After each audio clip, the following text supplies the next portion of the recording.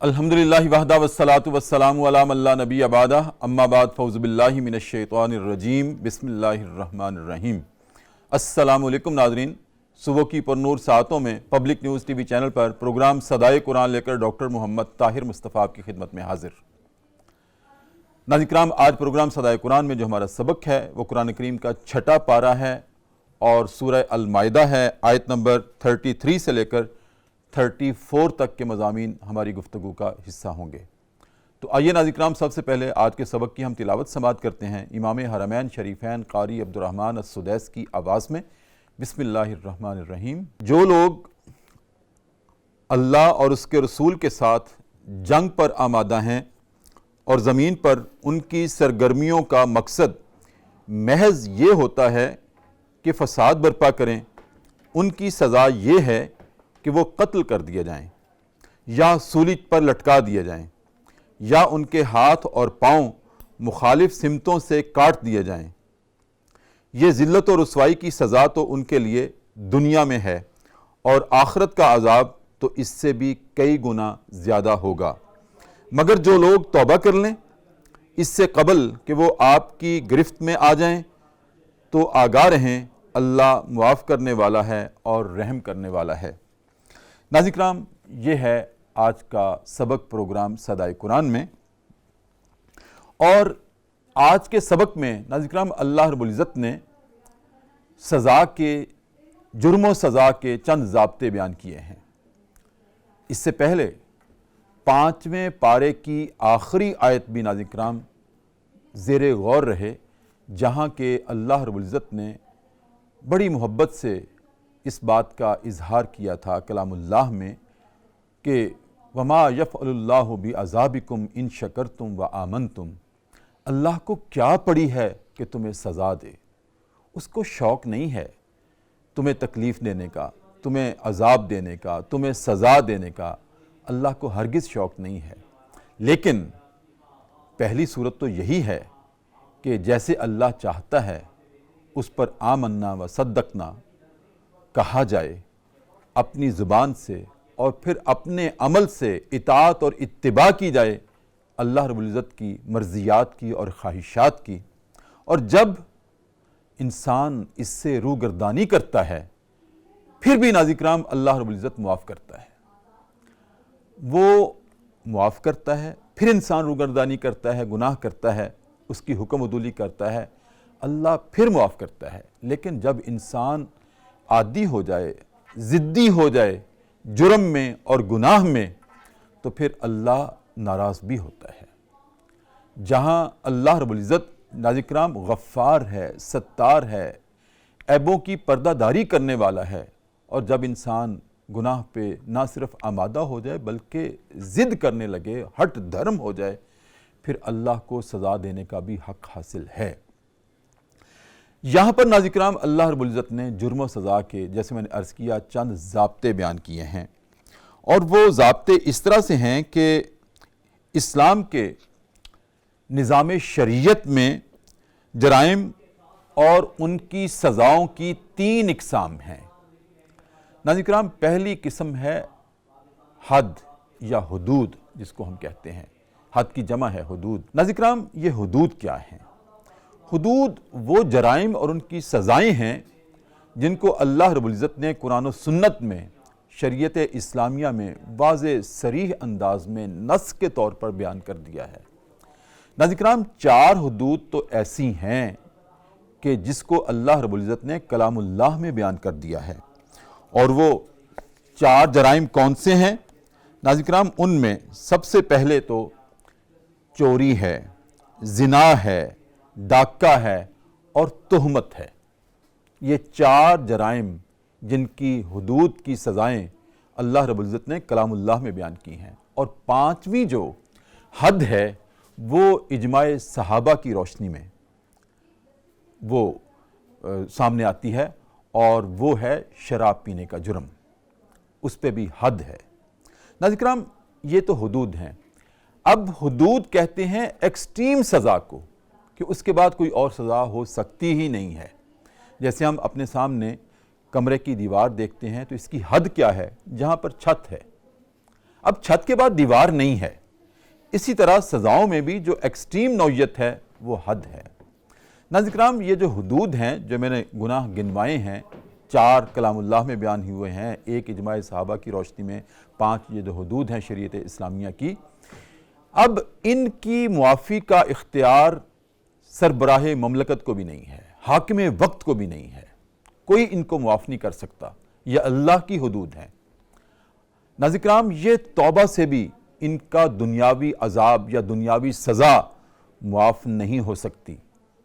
ہاں، آخرت کا معاملہ اللہ کے سپرد ہے، وہ چاہے تو معاف کر دے، لیکن اگر کوئی حدود میں سے کسی جرم کا ارتکاب کرے تو دنیا میں کسی کو اختیار نہیں ہے کہ وہ اس کو معاف کر دے، یہاں تک کہ جیسے میں نے عرض کیا چوری، اس کی حد کیا ہے؟ قطع ید ہے، ہاتھوں کو کاٹ دینا ہے۔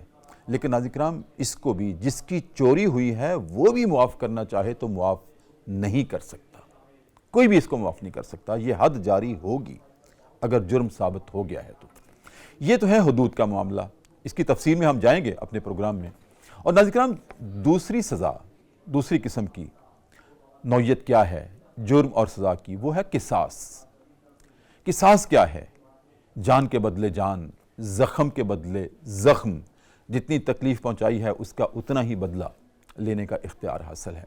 لیکن ناظرین کرام، یہ سزا ایسی ہے کہ جس کے ساتھ زیادتی ہوئی ہے وہ اگر معاف کرنا چاہے تو معاف ہو سکتی ہے۔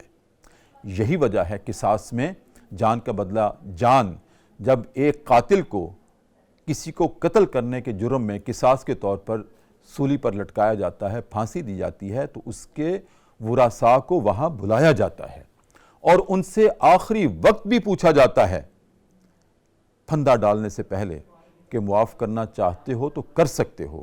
اگر وہ ہاں میں سر ہلا دے مقتول کے ورثاء میں سے تو کوئی بھی، تو پھر سزا موقوف ہو جاتی ہے، نیچے اتار لیا جاتا ہے۔ ناظرین کرام، اسی طرح سے تیسری قسم جو ہے وہ ہے تعزیر۔ اب تعزیر کیا ہے؟ کہ جس جرم اور اس کی سزا کو قرآن و سنہ میں واضح نص کے طور پر بیان نہیں کیا گیا، قاضی القضات کو یہ حق حاصل ہے کہ وہ جائزہ لے کر جرم کی نوعیت کے اعتبار سے سزا کا تعین خود کر سکتا ہے۔ وہ سزا زیادہ بھی ہو سکتی ہے، کم بھی ہو سکتی ہے۔ ناظرین کرام، یہ ہیں جو جرم اور سزا، اس کی 3 اقسام اور اس کے 3 ضابطے۔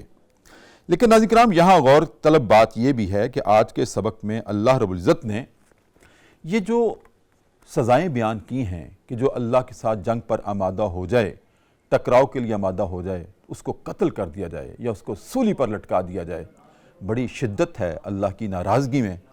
ساتھ یہاں یہ بھی سبق ہے کہ وہ سزاؤں کے اطلاق کے بعد بھی اللہ سے استغفار طلب کرتا رہے، اللہ کا ڈر اور خوف اور خشیت اپنے ظاہر اور باطن میں اس کو جگہ دیتا رہے۔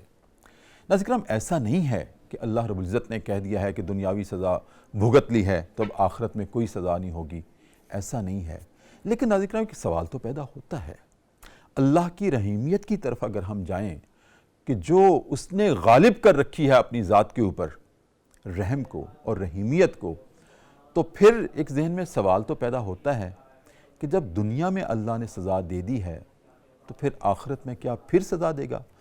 کلام اللہ تو گواہی دیتا ہے کہ آخرت کی سزا اس سے کئی گنا زیادہ ہوگی۔ آخر ایسا کیوں ہے؟ اللہ رب العزت نے دنیا میں ہی سزاؤں کو دے دلا کر انسان کو فارغ کیوں نہیں کر دیا؟ یہ آج کا سوال ہے پروگرام صدائے قرآن میں۔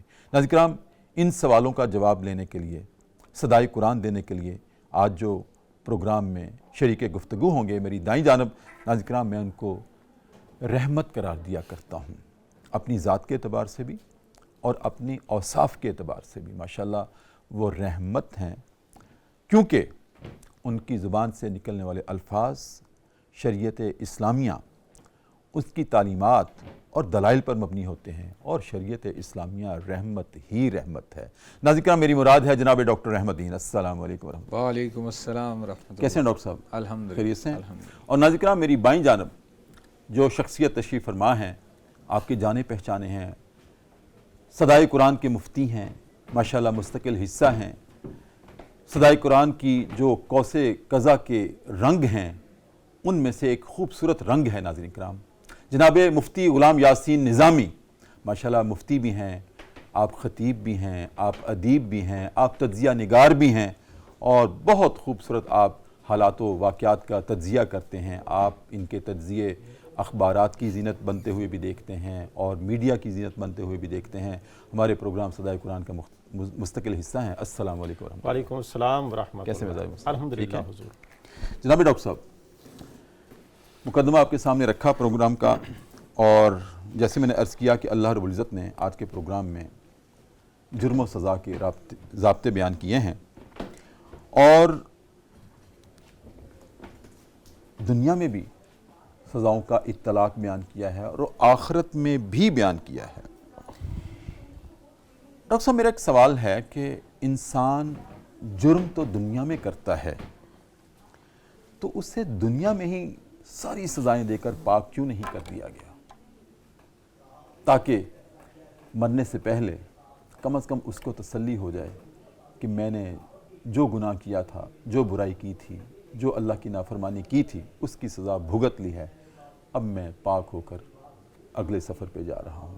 لیکن دھڑکا برقرار رکھا اللہ رب العزت نے کہ یہ نہیں کہ دنیا میں سزا پا لی تو آخرت میں نہیں ہوگی۔ ایسا کیوں ہے؟ اس میں حکمت کیا ہے؟ بسم اللہ الرحمن الرحیم، نحمد و نصلی علی رسول الکریم، اما بعد۔ بہت شکریہ ڈاکٹر صاحب۔ پروگرام صدائے قرآن میں شامل ہونا، شرکت کرنا ایک سعادت کی بات ہے۔ بہت شکریہ۔ اللہ تبارک و تعالیٰ قرآن حکیم کی اس خدمت کو قبول و منظور فرمائے، آمین۔ اور ہم سب کے لیے جو شامل ہونے والے ہیں اور جو انتظام کرنے والے ہیں، اور بالخصوص جو آپ میزبان ہیں اس پروگرام کا صحرا ہیں، سب کے لیے اللہ تعالیٰ نجات کا ذریعہ بنائے۔ ماشاءاللہ سورہ مائدہ آیت نمبر 33-34 پہ پہنچ گئے ہیں۔ جی الحمدللہ۔ آپ نے مقدمے میں آیات کے مضامین کا جو تعارف پیش کیا، ماشاءاللہ بہت ہی عمدہ ہے۔ اللہ تعالیٰ نے یہاں پر سزاؤں کے حوالے سے، جو شرعی سزائیں ہیں ان کے حوالے سے قاعدہ اور ضابطہ ایک بیان کیا ہے۔ جی جی۔ محاربہ کے حوالے سے، یا فساد فی الارض جسے کہتے ہیں، اس کے حوالے سے۔ تو اب سوال جس کی طرف ہم سب کا ذہن جاتا ہے کہ اللہ تعالیٰ اس دنیا میں ہی انسان کو سزائیں دے کر کیوں نہیں فارغ کر دیتے؟ جی۔ اللہ تبارک و تعالیٰ نے انسانیت کی تخلیق، اس کائنات کی تخلیق، آخرت کا جو جزا اور سزا کا جو سسٹم ہے، یہ سارا ایک پلان اور حکمت کے تحت بنایا ہے۔ صحیح۔ اور جس پلان اور حکمت کے بارے میں سورہ ملک کے اندر اللہ تبارک و تعالیٰ نے بیان فرما دیا کہ الذی خلق الموت والحیات لیبلوکم ایکم احسن عملا، یہ موت و حیات کا جو سسٹم ہے، یہ اللہ تبارک و تعالیٰ نے اس لیے بنایا تاکہ آزما لے کہ کون تم میں سے اچھے عمل کرتا ہے۔ ٹھیک۔ تو اس قاعدے اور ضابطے کے تحت دنیا دارالعمل یعنی عمل کی جگہ ہے، اور موت کے بعد آخرت جو ہے یہ دارالجزا یعنی کیے گئے عمل پر جزا اور سزا کے مرتب ہونے کی جگہ ہے۔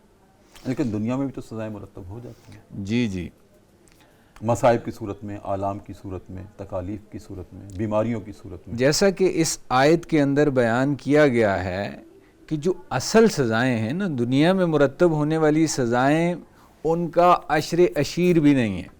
جیسا کہ نبی علیہ السلام نے فرمایا کہ اگر میں تمہیں قبر کے احوال بتا دوں تو تم لوگ اپنے مردے دفنانا چھوڑ دو۔ اللہ اکبر۔ یہ دنیا دارالعمل ہے۔ اگر یہاں پر جزا اور سزا کا سلسلہ شروع ہو جائے تو یہ دنیا شاید رہنے کے قابل بھی نہ رہے۔ جیسا کہ حدیث کے اندر آتا ہے کہ جہنم کی آگ کا ایک انگارہ اگر دنیا میں رکھ دیا جائے تو پھر پہاڑوں پر کوئی سبزہ نہیں اگے گا۔ تو وہ سزائیں بڑی سخت سزائیں ہیں۔ اللہ تبارک و تعالی ہم سب کو ان سے محفوظ رکھے۔ تو دنیا کے اندر اللہ تبارک و تعالیٰ نے مومنین کے لیے ایک سسٹم رکھا ہے کہ مصائب آلام کی صورت میں، جیسا کہ حدیث کے اندر آتا ہے، نبی علیہ السلام نے فرمایا کہ مومن کا معاملہ بڑا عجیب ہے، کوئی مشکل آئے صبر کرے تو پھر اللہ اس پر بدلہ عطا کرتے ہیں، اور نعمت مل جائے تو اس پر شکر کرے تو پھر بھی اس کو انعام و اکرام سے نوازا جاتا ہے۔ سبحان اللہ۔ تو دنیا کی جو سزائیں ہیں وہ بہت کم ہیں، جیسا کہ اس آیت میں بھی بیان کیا کہ آخرت کی سزا اس سے کہیں زیادہ ہے۔ بالکل ٹھیک، آپ اجازت دیں تو میں مفتی صاحب کو بھی شریک گفتگو کروں۔ جی مفتی صاحب، اسی تناظر میں چاہتا ہوں آپ بھی روشنی ڈالیں۔ جی بسم اللہ الرحمن الرحیم۔ سب سے پہلے تو دینی تقاضے کے پیش نظر آپ کی محبتوں، آپ کی شفقتوں کا بہت بہت شکریہ۔ سلامت رہیں صاحب جی۔ اللہ پاک آپ کو دارین کی سعادتیں عطا فرمائے، آپ کے پروگرام کو، پروگرام سے وابستگان تمام افراد کو ان کی دلی حاجات کو پورا فرمائے، اور اس پروگرام کو ان کے لیے باعث مغفرت، باعث نجات اور باعث سعادت۔ آمین، بہت شکریہ۔ قبلہ ڈاکٹر صاحب نے اس حوالے سے بڑی خوبصورت گفتگو کی ہے، آپ نے بھی اپنے مقدمہ کے اندر ان تمام چیزوں کا احاطہ کیا ہے۔ دیکھا جائے نا، سب سے پہلی بات تو یہ ہے کہ اس آیہ مبارکہ کے اندر بطور خاص اللہ پاک نے رہزنوں کی سزا کا ذکر فرمایا ہے، بطور خاص۔ دیکھا جائے نا، جس طرح کہ ہر سورہ مبارکہ کا ایک بنیادی مضمون ہوتا ہے، جی، مرکزی مضمون جسے کہتے ہیں، اور اس کے علاوہ کچھ اور موضوعات ہوتے ہیں، تو اس آیہ مبارکہ کا جو بنیادی مضمون ہے وہ رہزنوں کی سزاؤں کا ذکر ہے۔ ٹھیک، اگر ہم اس کا شان نزول دیکھیں نا، میں آپ کے سوال کی طرف بھی آتا ہوں، اگر اس کا شان نزول دیکھیں نا، 6 ہجری میں ارینا کے لوگ مدینہ منورہ آئے، بیمار ہوئے، اللہ کے پیارے حبیب نے ان کے لیے علاج تجویز فرمایا، صحت یاب ہوئے۔ صحت یاب ہو جانے کے بعد جب واپس اپنے علاقے جانے لگے تو مدینہ منورہ سے 15 اونٹ چرا کر لے گئے۔ اللہ کے پیارے رسول صلی اللہ علیہ وآلہ وسلم نے سیدنا یسار کو ان کے تعاقب میں بھیجا، جاؤ پتہ کر کے آؤ۔ اور جب وہ وہاں پر پہنچے، انہوں نے جا کر ان سے پوچھا کہ بھئی یہ تو آپ مدینہ منورہ سے چرا کر لائے ہیں۔ تو انہوں نے سیدنا یسار کے ساتھ انتہائی ناروا سلوک کیا، آپ کے ہاتھوں کو اور آپ کے پاؤں کو کاٹا، آپ شہید ہوئے۔ اللہ پاک نے اس آیہ مبارکہ کو نازل فرمایا۔ صحیح۔ دوسرے نمبر پر دیکھا جائے نا، اس آیہ مبارکہ کے اندر اللہ پاک نے ان لوگوں کی سزا کا ذکر فرمایا ہے جو اللہ اور اس کے رسول سے جنگ کرتے ہیں۔ ایک تو وہ حدیث پاک ہے، ہم میں سے ہر کوئی جانتا ہے کہ جس میں اس بات کو بیان کیا گیا ہے کہ اللہ کے اولیاء سے عداوت رکھنا در حقیقت اللہ اور اس کے رسول سے عداوت رکھنا ہے۔ دوسری چیز ہے، یعنی جو رہزن ہے، رہزنوں کا طرز عمل بھی یہ در حقیقت ایسا طرز عمل ہے جس کی وجہ سے وہ لوگ اللہ اور اس کے رسول کے ساتھ جنگ کے مرتکب ہوتے ہیں۔ صحیح۔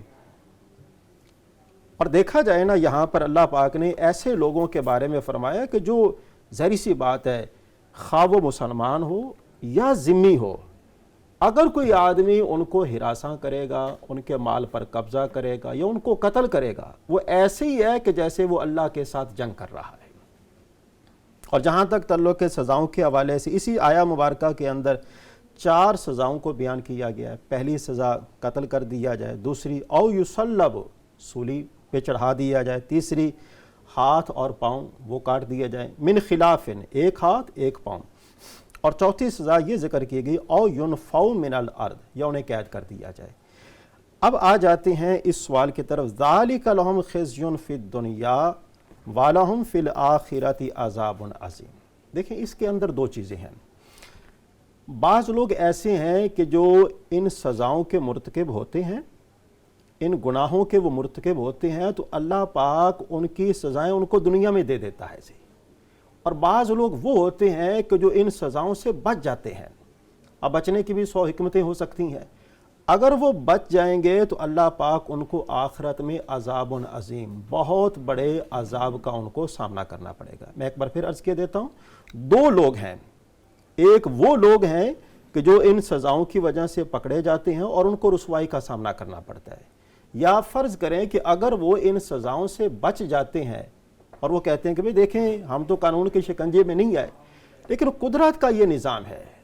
ہم لوگ جانتے ہیں کہ ہمارا دین دین سلیم، دین فطرت ہے، جو اس کے خلاف ورزی کرے گا اسے سزاؤں کا سامنا کرنا پڑے گا۔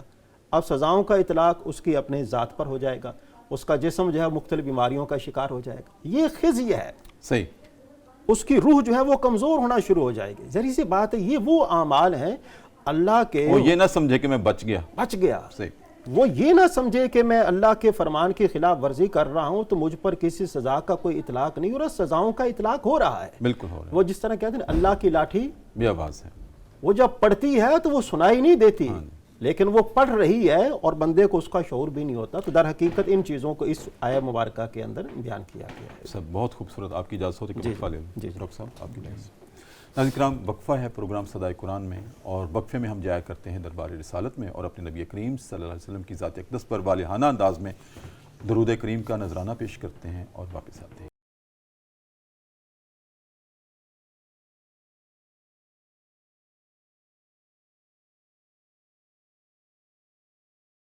وقفے کے بعد ناظرین کرام دوبارہ آپ کی خدمت میں حاضر ہیں۔ صبح کی پرنور سے آتے ہیں، public news T V channel ہے، ہمارا پروگرام ہے صدائے قرآن، جس کا آغاز الحمد سے ہوا تھا اور آج یہ سفر پہنچا ہے۔ قرآن کریم کا چھٹا پارہ ہے، سورہ مائدہ ہے، اور آیت نمبر 33 اور 34 ہماری گفتگو کا موضوع ہے۔ جناب ڈاکٹر احمد الدین صاحب، آپ نے اپنی گفتگو میں ارشاد فرمایا تھا کہ دنیا کی سزائیں تو جہنم کے ایک انگارے کے برابر بھی نہیں ہیں۔ اگر جہنم سے ایک انگارہ دنیا میں بھیج دیا جائے تو پہاڑوں پہ سبزہ اگنا بند ہو جائے، پرندوں کا پھڑ پھڑانا بند ہو جائے۔ لیکن دوسری طرف ہم یہ بھی واضح احادیث فرامین رسول سے یہ بات اخذ کرتے ہیں کہ دنیا میں اگر کسی شخص کو ایک کانٹا بھی چبھ گیا تو اس کے گناہوں کا کفارہ ہوا کرتا ہے وہ تکلیف۔ تو کانٹا چبھنا بہت چھوٹی سی بات ہے، ایک مثال ہے، لیکن ہم دیکھتے ہیں کہ دنیا میں بہت سارے لوگ مصائب و آلام کا شکار رہتے ہیں اور بظاہر انہوں نے کوئی گناہ کبیرہ یا کوئی ایسا چوری ڈکیتی، کوئی فساد فی الارض نہیں کیا ہوتا، لیکن پھر بھی ان کی زندگی آلام اور مصائب سے عبارت ہوتی ہے۔ ایک تو ایسا کیوں ہے؟ ساتھ ہم یہ سمجھتے ہیں، کہتے ہیں کہ یہ ان کے درجات کی بلندی کے لیے ہے۔ اگر مصائب و آلام اللہ سے رشتہ کاٹ دیں تو وہ سزا ہیں، اگر مصائب و آلام اللہ سے رشتہ جوڑ دیں تو وہ آزمائش ہے اور درجات کی بلندی کا باعث ہوا کرتی ہے یہ بات۔ لیکن اگر ان کے مصائب و آلام ایک کانٹا چبھنے سے بھی گناہوں کا کفارہ ہوتا ہے تو ساری زندگی جن کی مصائب و آلام میں رہتی ہے، خاص طور ہم اولیاء اعظام کو دیکھتے ہیں، مشائخ اعظام کو دیکھتے ہیں، صالحین کو دیکھتے ہیں، متقین کو دیکھتے ہیں، کوئی بیمار ہے، کسی کو کوئی فکر لاحق ہے، جیسے مفتی صاحب نے کہا ہے کہ بعض باطنی طور پر انسان کی بے سکونی جو ہوتی ہے وہ بھی تو ایک کرب بھی ہے نا، وہ انسان کو گناہوں سے پاک نہیں کرتی، وہ بیماریاں، وہ مصائب، اور پاک کر کے دنیا کے گناہوں کا کفارہ نہیں بن جاتے۔ بسم اللہ الرحمن الرحیم۔ دیکھیں جی ڈاکٹر صاحب،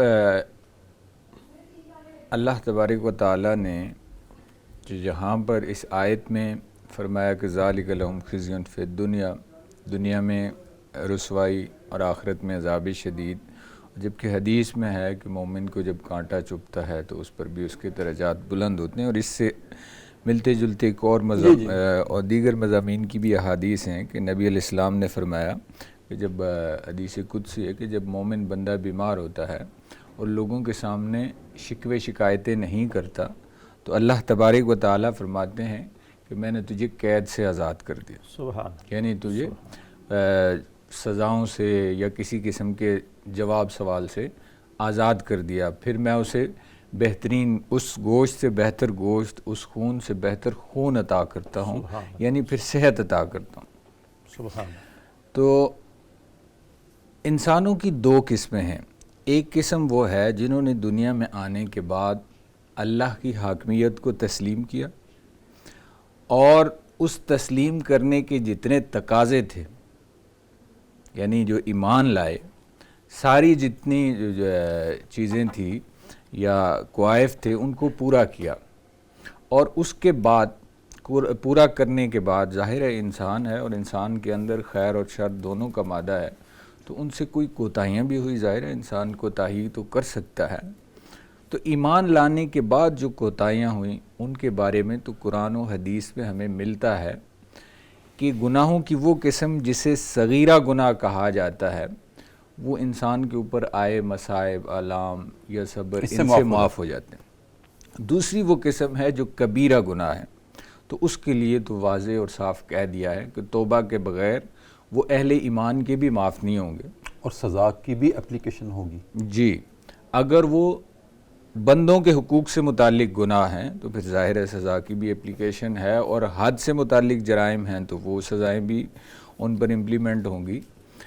دوسری قسم انسانوں کی وہ ہے جنہوں نے اللہ کی حاکمیت کو تسلیم نہیں کیا، یعنی ایمان نہیں لائے، ایمان کے تقاضوں کو پورا نہیں کیا، ان پر جو دنیا میں مصائب اور آلام آتے ہیں، یاد رکھیے کہ وہ ان کے گناہوں کا کفارہ نہیں ہوتے، صحیح، وہ گناہوں کا کفارہ نہیں بن سکتے۔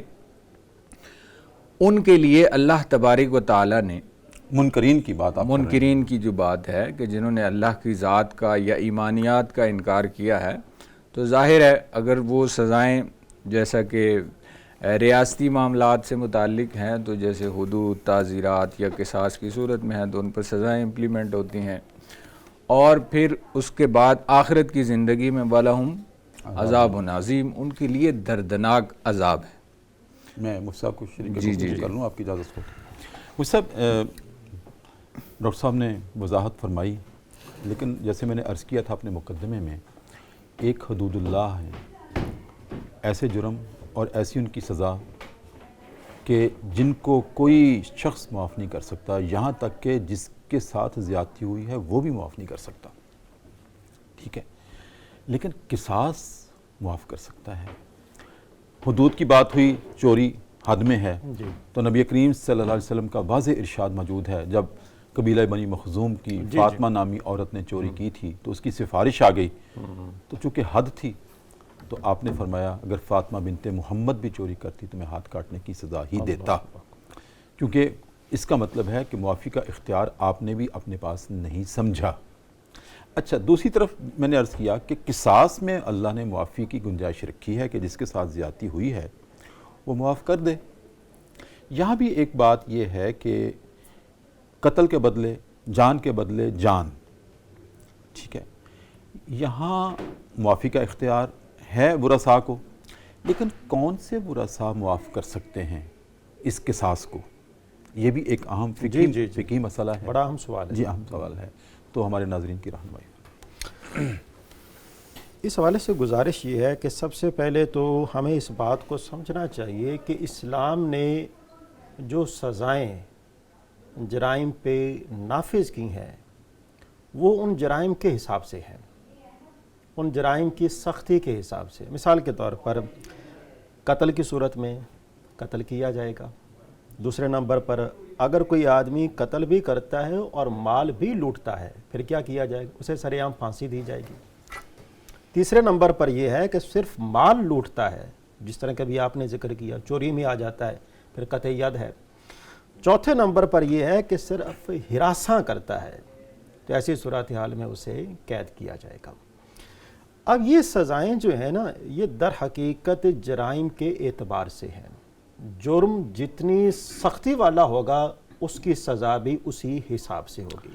آیا کہ جی آپ فرمائیں، مکمل کر لیں پھر میرے ذہن میں میں عرض کر رہا ہوں کہ اگر اس کا تعلق حدود کے ساتھ ہے تو پھر حدود نافذ کی جائے، ٹھیک ہے، قصاص کے ساتھ ہے پھر قصاص کا جو حکم ہے وہ لاگو ہوگا۔ تیسرے نمبر پر تعزیر، اگر وہ تعزیر میں آتا ہے پھر حاکم وقت قاضی وہ اپنے حساب سے نوعیت کے حساب سے، اپنی نوعیت کے حساب سے وہ سزا جو ہے وہ دے سکتا ہے۔ جی ایک چھوٹی سی جی بڑے ادب سے گزارش کرتا ہوں، انسان جرم کرتا کیوں ہے؟ سزا تو بعد کی بات ہے، کرتا کیوں ہے؟ اللہ نے سب کچھ اسے دے رکھا ہے، جب زندگی دی، ہدایت دی، عزت دی، دولت دی، شہرت دی اور رزق دیا، اللہ کی نافرمانی کے باوجود ہمیں 3 ٹائم رزق ملتا ہے، سبحان اللہ، پھر انسان جرم کرتا کیوں ہے؟ اس والے سے عرض یہ ہے کہ جس طرح کہ آپ نے بھی اپنے انٹرو کے اندر بھی اس بات کو بیان فرمایا اور بڑے خوبصورت انداز میں ہماری رہنمائی کی ہے۔ اب دیکھا جائے نا کہ یہ سوال جو ہے یہ بڑی اہمیت کا حامل ہے۔ جی انسان جرم کرتا کیوں ہے؟ جی آخر اس کی وجوہات کیا ہے؟ دیکھا جائے نا اس کی سب سے بڑی وجہ جو ہے نا وہ تو ہے لالچ، حسد اور حرص۔ یعنی یہ وہ اگر ملا ہوا ہے تو اس پر اکتفا نہیں کرنا، شکر نہیں ادا کرنا، بلکہ اور حلم مزید کی طرف جانا۔ جی اگر نہیں ملا تو صبر نہیں کرنا، صبر نہیں کرنا، جس طرح کہ ڈاکٹر صاحب نے بھی اس حوالے سے صبر و شکر کرنے وہ بھی جرم پہ آمادہ کرتا ہے کہ میں چھین لوں۔ ہاں دیکھا جائے نا، میں اس حدیث پاک کو دوبارہ عرض کیا دیتا ہوں۔ اللہ کے پیارے رسول نے فرمایا مومن کی دونوں حالتیں بڑی عجیب ہیں، تکلیف پہنچے صبر کرتا ہے جزا پاتا ہے، خوشی پہنچے شکر کرتا ہے تو جزا پاتا ہے۔ اب دیکھا جائے نا اس معاملے میں ہمیں شکر کو اپنانا چاہیے، اور اگر ہمارے پاس کسی شے کی کمی ہے بظاہر ہمیں لگتا ہے تو ہمیں اس کے اوپر صابر اور شاکر صابر رہنا چاہیے۔ ظاہری سی بات ہے جو بندہ صابر رہتا ہے اللہ پاک اسے بھی نوازتا ہے، اور جو شکر ادا کرتا ہے اللہ پاک اسے بھی نوازتا ہے۔ میں یہاں پہ ایک بات آپ کے سامنے عرض کرنا چاہوں گا، جہاں تک تعلق ہے نا حرص کا، اللہ کے پیارے رسول نے فرمایا، میں دیکھتا ہوں کہ ہماری سوسائٹی جو ہے نا اس میں بڑی بری طرح سے ملوث ہے۔ جی اللہ کے پیارے رسول نے فرمایا اگر کسی کے پاس مال کی سونے کی ایک وادی ہو نا، اور اس سے پوچھا جائے کیا تمہیں کسی اور چیز کی ضرورت ہے، وہ کہے گا میرے پاس ایک اور ہونی چاہیے، اور اگر اسے دوسری بھی دے دی جائے اور اس سے پوچھا جائے بھئی تمہیں کسی اور چیز کی ضرورت ہے، وہ کہے گا نہیں میرے پاس ایک اور ہونی چاہیے۔ تو اللہ کے پیارے رسول نے فرمایا اس کو کہتے ہیں حرص، اور اس حرص کو قبر کی مٹی ہی بھر سکتی ہے، یہ دنیاوی خواہشات جو ہیں وہ کبھی اس کو پورا نہیں کر سکتی۔ جی بالکل، اس لیے ان چیزوں سے اپنے آپ کو بچانا چاہیے۔ صدائے قرآن یہی ہے کہ صبر اور شکر جو ہے ان سے کام لینا چاہیے، اللہ کی رضا پہ راضی رہنا چاہیے۔ بالکل ٹھیک۔ ناظرین کرام، بڑی اہم گفتگو ہے کہ انسان جرم کرتا کیوں ہے۔ دیکھیں، ایک ہے انسان کی ضرورت، سب سے پہلے تو وہ پوری ہونی چاہیے، اس کے بعد ہے سہولت۔ اگر ضرورت پوری ہو جائے تو سہولت بھی ٹھیک ہے، آسائش بھی حاصل کرنی چاہیے، سہولت حاصل کرنی چاہیے، ٹھیک ہے، اور اگر آسائش بھی حاصل ہو جائے تو پھر ہے تعیش، وہ بھی کوئی حرام نہیں ہے ناظرین کرام، لیکن اس وقت حرام نہیں ہے جب تمام انسانوں کی ضروریات بھی پوری ہو جائیں اور ان کو آسائشات بھی حاصل ہو جائیں۔ اب جرم کی نوعیت کب بنتی ہے؟ جب انسان اس قدر حریص ہو جائے کہ انسانوں کی بنیادی ضروریات ہی پوری نہ ہو رہی ہوں، وہ بھوکے مر رہے ہوں اور اپنی ضرورت نہیں اپنی تعیش پر آمادہ ہو۔ اللہ اکبر، یہ جرم ہے، ورنہ اللہ رب العزت ہرگز یہ نہیں چاہتا کہ آپ بھوکے رہیں، آپ سوکھی روٹی کھائیں، آپ پراٹھا بھی کھا سکتے ہیں، پیزا بھی کھا سکتے ہیں، لیکن سب سے پہلے انسان کو بھوک لگے تو سوکھی روٹی مل جائے، یہ اس کی ضرورت ہے۔ اگر اس کو پراٹھا مل جائے یہ سہولت ہے، اگر پیزا مل جائے تو یہ تعیش ہے۔ لیکن ایسا نہیں ہو سکتا کہ انسانیت اس سوکھی روٹی کو ترسے اور ایک انسان سب کے حقوق کو غصب کر کے استحصال کر کے وہ اپنی تعیش پر آمادہ ہو اور اپنے اس پیٹ کی اور حرص کی آگ کو بجھانا چاہتا ہے تعیش کے ساتھ، یہ جرم ہے۔ پھر ناظرین کرام، وقفہ ہے، اور وقفے میں ہم دوبارہ چلتے ہیں دربار رسالت میں اور اپنے نبی کریم صلی اللہ علیہ وسلم کی ذات اقدس پر والہانہ انداز میں ایک مرتبہ پھر درود کریم کا نذرانہ پیش کرتے ہیں اور واپس آتے ہیں۔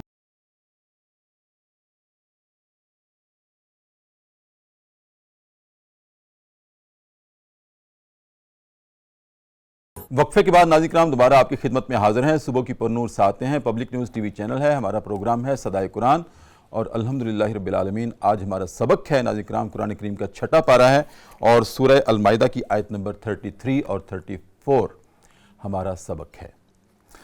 ناظرین کرام، اس سے پہلے گفتگو ہوئی کہ انسان جرم کیوں کرتا ہے، اور پھر ناظرین کرام یہ بھی گفتگو ہوئی کہ جرم کرنے پر سب سے پہلے اللہ رب العزت کی خواہش کیا ہوتی ہے۔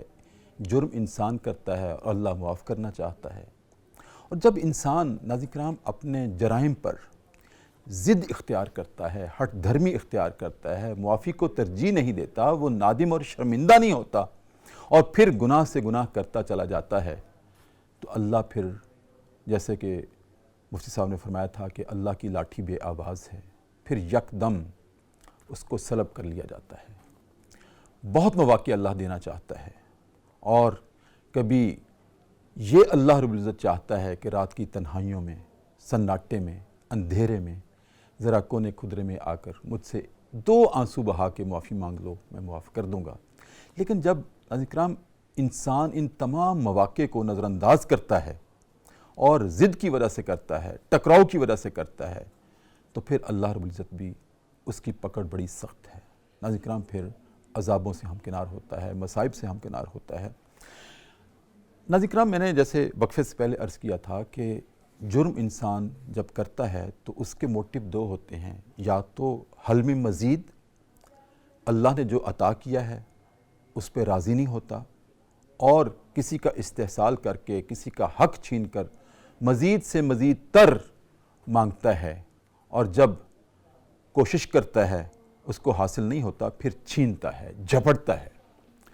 ناظرین کرام پھر یہ نہیں دیکھتا کہ دوسرے انسان کا اکرام کیا ہے، اس کی عزت کیا ہے، وہ عزتوں کو پامال کرتا ہے، اور اللہ رب العزت نہ تو اپنی عزت پامال ہونے دیتا ہے، نہ اپنے بندے کی عزت کو پامال ہونے دیتا ہے۔ پھر اس جرم کا جو شکار ہوتا ہے پھر وہ اللہ کے غضب کا شکار ہوتا ہے۔ ناظرین کرام یہ بات بھی ہو گئی۔ اب ایک بات جو ہمارے سوال میں بھی آئی تھی آغاز میں، کہ اللہ رب العزت نے یہاں پر جب انسان دنیا کی زندگی میں حکم عدولی کرتا ہے، نافرمانی کرتا ہے، گناہ کرتا ہے، برائی کرتا ہے، اللہ کے قوانین کو توڑتا ہے، اس کی حدود کو توڑتا ہے، تو پھر اللہ نے دنیا میں ہی اس کو عذاب میں مبتلا کر کے یا سزاؤں میں مبتلا کر کے پاک کیوں نہیں کر دیا؟ پھر آخرت میں پھر کیوں عذاب دینا چاہا ہے؟ ناظرین کرام دیکھیں، سب سے پہلے تو جو اللہ رب العزت نے اعلان کیا ہے، جس کی طرف ڈاکٹر رحمت دین صاحب نے اشارہ کیا تھا، کہ دنیا کے جو عذاب ہیں یہ تو بہت مائنر ہیں، یہ تو اس کو تنبیہ کرنے کے لیے ہوا کرتے ہیں کہ سنبھل جاؤ۔ اب بھی دوستو توبہ کا دروازہ کھلا ہے، اب بھی کہہ دو کہ ہوئی ہم سے خطا، بھول گئے۔ اللہ کہلوانا چاہتا ہے کہ میں بھول گیا تھا الہ العالمین۔ جب وہ نہیں کہتا، حالانکہ اس کو معلوم ہے کہ بھولا نہیں تھا، میں نے جان بوجھ کر کیا ہے، پھر اللہ کی پکڑ اور اس کا غضب وہ حرکت میں آتا ہے اور انسان کو اپنے شکنجے میں لے لیتا ہے۔ ناظرین کرام جہاں تک یہ بات رہی کہ دنیا میں ہی ساری اس کی حکم عدولیوں، نافرمانیوں اور گناہوں اور برائیوں کی سزا دنیا میں ہی کیوں نہیں دے دی جاتی، تو اس کا جواب میں نے ایک اور پروگرام میں بھی دیا تھا کہ دنیا کے نظام میں یا دنیا کی زندگی میں یہ ممکن ہی نہیں ہے کہ کسی انسان کے گناہوں کی سزا دنیا کے نظام میں پوری کی پوری دے دی جائے۔ یہ امپاسبل ہے، مشکل نہیں، امپاسبل ہے۔ اور یہ بھی پاسبل نہیں ہے کہ دنیا میں انسان کے صالح اعمال، نیک اعمال کی جزا وہ دنیا کے نظام میں دے دی جائے، یہ بھی ممکن نہیں ہے۔ ناظرین کرام دنیا کے نظام یا دنیا کی زندگی تو ایسی ہے کہ اگر کسی شخص نے ایک جان کو قتل کیا ہے، قصاص ہے، اس کو قتل کر دیا جائے، لیکن یہ دنیا کا نظام ہے۔ اگر کسی شخص نے ایک کو قتل کیا تو اس کو قتل کر دیا جائے، لیکن اگر کسی شخص نے ایک نہیں 10 بندوں کو قتل کیا ہے تو پھر 10 کی سزا اس کو اس دنیا میں کیسے دی جا سکتی ہے؟ 10 مرتبہ اس کو کیسے زندہ کیا جا سکتا ہے؟ پھر اس کو بار بار کیسے موت کی سزا دی جا سکتی ہے؟ یہ انسان کے اختیار میں ہی نہیں ہے، یہ اللہ کے ہی اختیار میں ہے، وہی زندگی اور موت دینے والا ہے۔ اس لیے اس نے یوم الحشر رکھا ہے کہ جس کی گناہوں کی سزا دنیا میں انکمپلیٹ رہ گئی ہوگی، ایک کا بدلہ تو ایک ہو گیا، 10 کا بدلہ دنیا میں نہیں دیا جا سکتا، وہ روز حشر ہی ہوگا، وہ جہنم میں ہی ہوگا۔ اور ناظرین کرام اسی طرح سے اگر کوئی نیک صالح اعمال کرتا ہے، ہم تو بجائے اس کے کہ اس کو اپریشیٹ کرنے کے، اس کی تحسین کرنے کے، ہم تو اس کا مذاق اڑاتے ہیں۔ کیا یہ بدلہ ہے نیک اعمال کا؟ لیکن اللہ اس کی قدردانی کرے گا یوم الحشر کہ تم نے ایک مکھی کو جب وہ تمہاری سیاہی کا رس چوس رہی تھی، تم نے اپنا قلم روک لیا تھا، اے بندے تجھے یاد ہی نہیں ہے، میں نے وہ لکھ رہا ہے، آج اس کا بھی بدلہ تمہیں جزا کی صورت میں دیا جائے گا۔ ناظرین کرام یہ اللہ کا نظام ہے اور اس کی تکمیل انسان کے بارے میں یوم الحشر کو ہی ممکن ہے، دنیا میں ممکن نہیں ہے۔ ناظرین کرام اس ساری گفتگو کے بعد میں نے ایک آپ سے وعدہ کیا تھا 2 دن پہلے، جب جناب الحاج محمد رفیق ضیاء قادری تشریف لائے تھے اور نعت کی دنیا کا ایک بہت بڑا استعارہ ہمارے ملک کا جب وہ صدائے قرآن میں تشریف لائے تھے، تو میں نے ان سے عرض کیا تھا کہ آپ کی وہ نعت، ناظرین کرام، حضور میری تو ساری بہار آپ سے ہے، جس کو کئی ثنا خانوں نے پڑھا ہے، میں نے عرض کیا تھا، لیکن اصل خالق جناب الحاج رفیق ضیاء قادری ہیں اس کے، وہ اس کے نعت گو بھی ہیں اور نعت خواں بھی ہیں۔ تو میں نے عرض کیا تھا ان سے کہ آپ نے ہمیں یہ نعت ضرور سنانی ہے، بے شک آپ کو اسپیشل ہمارے پاس آنا پڑے۔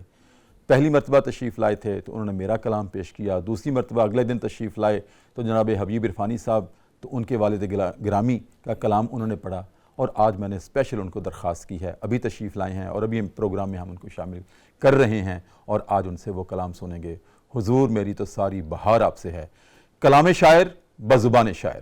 ناظرین کرام، جناب الحاج محمد رفیق ضیاء قادری، السلام علیکم ورحمۃ اللہ۔ وعلیکم السلام، بہت شکریہ جی، اور پبلک ٹی وی کا بھی میں شکر گزار ہوں جنہوں نے اتنی محبت اور پیار دیا۔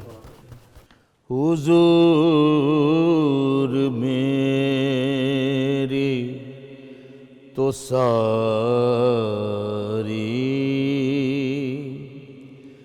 بہار آپ سے ہے، حضور میری تو ساری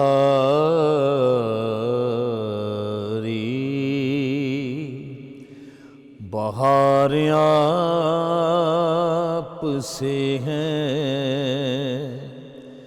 میں بے قرار تھا، میرا قرار آپ سے ہے، حضور میری تو ساری بہار آپ سے ہے، میری تو ہستی ہی کیا ہے، میرے غریب نواز، میری تو ہستی ہی کیا ہے، میرے غریب نواز، جو مل رہا ہے مجھے سارا پیار آپ سے ہے، حضور میں اس یقین سے زندہ ہوں آپ میرے ہیں، میں اس یقین سے زندہ ہوں آپ میرے ہیں، میری حیات کا دار و مدار آپ سے ہے، جو نام آپ کا آئے تو چوم لیتا ہوں، جو نام آپ کا آئے